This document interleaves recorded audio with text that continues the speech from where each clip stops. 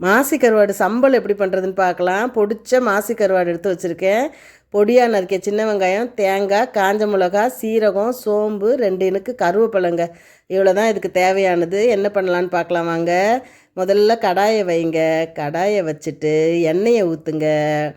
எண்ணெயில் நான் 10 12 காஞ்ச மிளகாய் எடுத்து வச்சுருக்கேங்க. போடுங்க. போட்டு கொஞ்சம் பொன்னிறமாக வர வரைக்கும் நல்லா வறுத்து எடுங்க. அதை வறுத்துட்டு அது பொன்னிறமாக ஆகிற டைமில் சோம்பையும் சீரகத்தையும் போடுங்க. அதையும் 2 வருங்க. வறுத்ததுக்கப்புறமா நம்ம எடுத்து வச்சுருக்க கருவேப்பிலை எண்ணெய் போடுங்க. நல்லா உருவி போட்டு அந்த பச்சை வாசனை போகிற வரைக்கும் கொஞ்சம் வதக்குங்களேன்.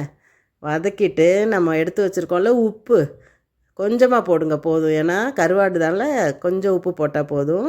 அதையும் 2 வதக்கிட்டு ஸ்டவ் ஆஃப் பண்ணிடுங்க. அதுக்கப்புறம் இதை எடுத்து மிக்ஸி ஜாரில் போட்டு 2 கொரப்பாக 2 அரைச்சிட்டு வாங்க.